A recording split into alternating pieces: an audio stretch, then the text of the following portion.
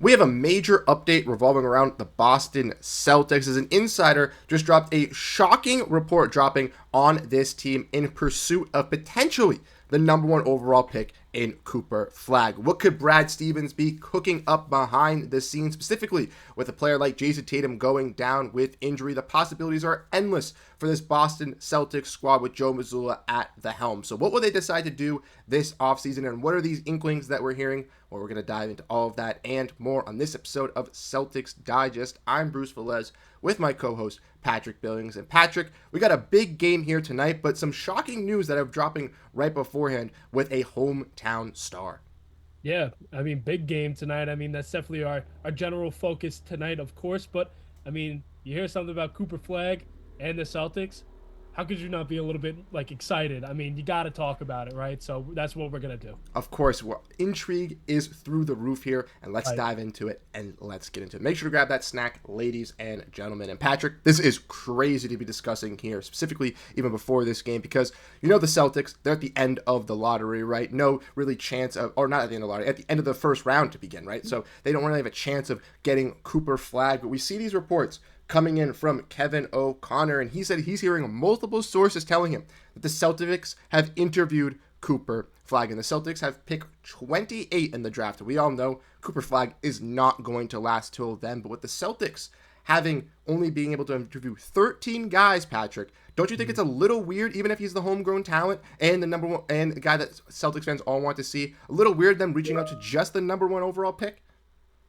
I think they just see something down the line, right? I mean, you see what Nico's doing in Dallas over there.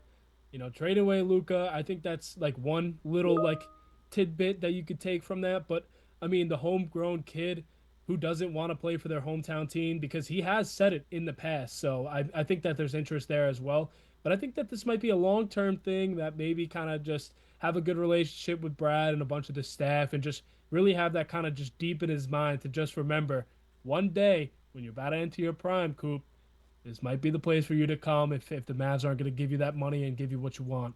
I agree, Patrick. I think this is some smart tactics by Brad Stevens, this general manager, and his front office really doing their divulgence into the player. Because like you mentioned, he's a homegrown guy, loved the Boston Celtics as a kid. And if you want to really attract a star to come to Boston, this is going to be how you're going to do it, right? Getting that guy that has grown up loving the Celtics his entire life. And Kevin O'Connor also mentioned in this as well that the Celtics have interest in Trey Johnson, another lottery pick as well. So maybe the Celtics could be looking to get one of those lottery picks, and we can discuss that a little bit later, Patrick. But as we all know, Cooper Flag, an excellent talent in this draft class, the number one overall pick, and the Celtics are strapped up into that salary cap, right? And they have a lot of questions revolving around Kristaps Porziņģis, Jrue Holiday, and now with Jayson Tatum suffering this injury going into next season, potentially being out the entire season, what they should do to really restructure this team and really get the ball rolling. So Patrick,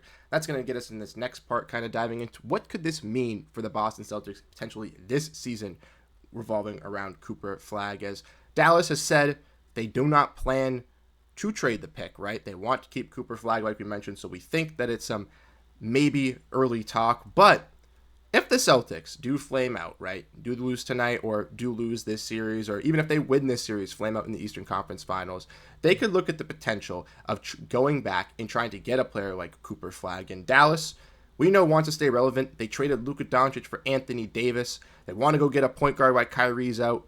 What's to say you strike that maybe they don't trade for a Derrick White, a Jaylen Brown, potentially even a Jrue Holiday, some combination of those guys, and sending some Celtics some salary back, but also giving the Celtics the number one overall pick to take Cooper Flag this season.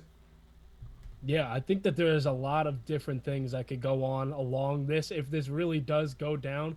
I mean, like I said, you can't count out the Mavs with who's at the GM realm. Like, you really can't. We saw what he did, and no one thought that would have happened. So who even knows? This could be a smokescreen about Cooper Flag and could just really be looking for some insane overpriced deals that could help this team win. Because let's be honest, that Mavs team's got some talent. They were just really, really banged up. Like, they've got a really good lineup. They still got Kyrie off the ACL injury, so we don't know how he's going to be. They got Klay Thompson, who's kind of at the end of his career, but he was still able to get some buckets.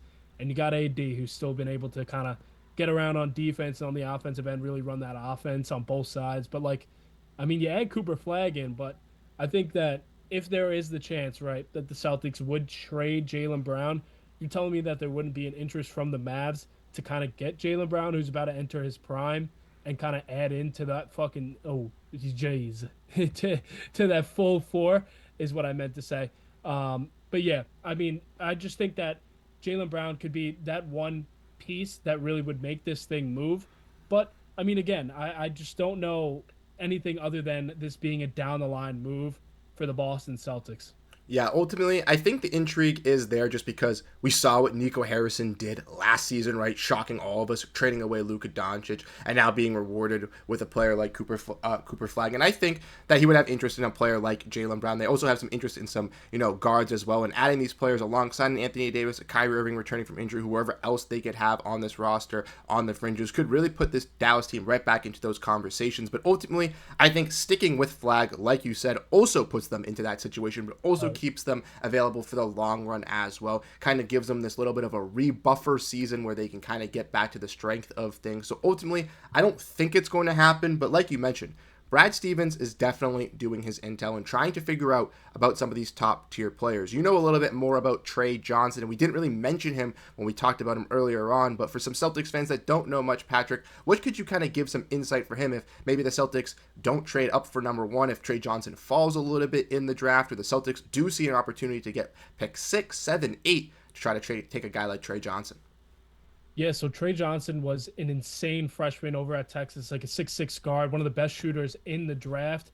And he's a really young player. I mean, obviously a freshman coming out of college, but averaged 20 points a game in that tough SEC conference. I mean, that's no joke. But if he does fall a little bit, kind of getting into those early 10s, I think you kind of take a little bit of a package here. The Celtics do have the 28 and the 32, package in a little bit of a player or something like that, where a lot of teams like to have a veteran on their team, right, Bruce? And a lot of teams are missing that veteran. You've seen a lot of players kind of talk about, oh man, this team just can't get over the hump, but they don't really have that vet. And the Celtics kind of got a couple guys like that. I think that if they want to move off Jrue Holiday, that could be the time to do it, just because he's a great vet, still got some time in him to play. And I think that if you kind of package him with a couple of the picks that the Celtics have, this could be a long-term guard that the Celtics have, and especially he fits the criteria of shooting, a long, lengthy guard. I mean, 6'6", it's no joke, and especially at his age, you give him time to develop. And the Celtics have some of the best development systems in the NBA. I mean, we see how they built up this championship team. A lot of those guys through those main Celtics, and I mean, you really can't kind of tell them twice with how well they do with that. So I think Trey Johnson would be a very interesting pick here for the Celtics if they end up moving up. Yeah, I think he's very intriguing to me as well. You obviously just highlighted some great qualities of his game that he could add and contribute. And I would also agree that I think the Celtics, like we had mentioned, are trying to shed some of this salary, trying to get a little bit lower, looking to move off a veteran. Again, a guy in Jrue Holiday who we don't obviously want off this team, but might have to just for the salary reasons and for the structure of this team. If the Celtics were maybe to swing him to a team, I don't know, that is competing, that has one of those picks around that could trade for him, I think that could be something good for the Celtics, maybe to Toronto if they try to get a Giannis Antetokounmpo or something, trying to get that 9th overall pick, maybe then trying to trade up and get in Trey Johnson. Obviously, it's going to be a little bit hard to kind of predict where these guys are going to fall until draft night, but it is interesting to see the Celtics, interviewing and trying to figure out some of these top-end prospects, specifically with Jayson Tatum being down, as ultimately the future for this team really does stand kind of open going into tonight, and we'll have to really see how they address everything. But personally, I think the Celtics will be okay regardless. I still think Brad Stevens, this front office, is going to put a good team together, and we're going to see some great things in the future for this squad. Yeah, and I really do think that this Jayson Tatum injury does kind of play a part in it, of course, because you kind of just think of the worst regardless in the front office because you really don't know how things are going to turn out regardless. And I think it's just a smart move just to kind of look ahead and kind of just think about every possibility that you could possibly have. You really don't know how he's going to come back, and you got to get off a lot of this money. So I think that it's a smart move for now, and I also think it's a smart move down the line. 100%. I'm not going to fault the Celtics for being interested at all. I'm not going to fault them. But thank you guys so much for tuning into this episode here on Celtics Digest. Pre-game before the Celtics do tip off versus the New York Knicks. We had to squeeze something in. We will have you guys with a post-game as well following this, and we will be live on Knicks Digest in right about 20 minutes. So if you are seeing this video before the start of tip-off, before the Celtics-Knicks. Come on into Knicks Digest. Come go some Celtics support for me and Patrick as we're going out into enemy territory, and we're going to defend ourselves on the road, just like those Boston Celtics. So thank you guys so much for tuning into today's episode. We really do appreciate you guys. Once again, leave us your thoughts down below in the comment section, and we'll catch you guys in the next one. Have a great rest of your day, and go Boston Celtics. Peace out, everyone.